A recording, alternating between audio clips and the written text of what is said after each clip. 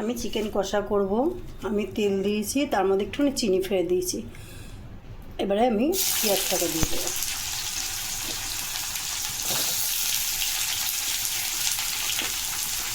আমি চিকেনে কিন্তু আজকে আলু দেবো। সিম্পল একটা চিকেন কষা, কিন্তু খেতে অসাধারণ লাগবে। চিকেনটার মধ্যে আমি দেখো, চিকেনটা আমি ছোটো ছোটো করে কেটেছি, ছোটো এইভাবে কেটেছি।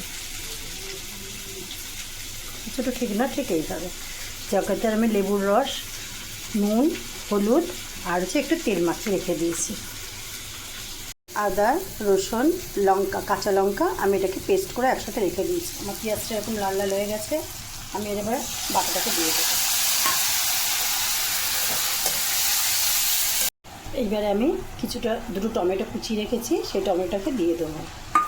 আর আমি এর মধ্যে টক দই, এই 50 গ্রাম মতন টক দই, একটু হলুদ, একটু কাশ্মীরি লঙ্কা গুঁড়ো ফাটিয়ে রেখে দিয়েছি একসাথে। দেখো, আমি টমেটো দিয়েছি, পেঁয়াজটা দেওয়ার পরে মশলাগুলো সব দিয়ে দিয়েছি। এবার আমি যে গোলটা করে রেখে দিয়েছিলাম এটাকে দিলাম। আমি গ্যাসটাকে একটু আস্তে করে দেবো, যেহেতু টক দই দেওয়া আছে, ফেটে যেতে পারে।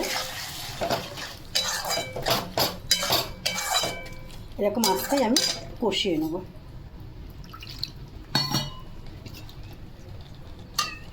বাটি ধুয়ে আমি একটু যেন জল দিয়ে দেবো।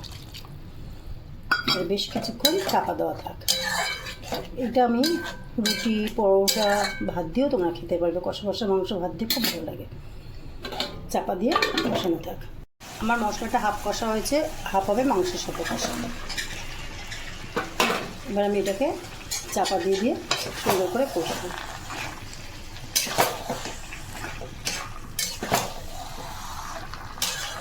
পুরো মশলাটা কষলাম না, আমি মাংসের সাথে কিছুটা মশলা এভাবে কষে তেল বার করবো, যাতে মাংসের মধ্যে সব মশলার এটা ঢুকে যায়।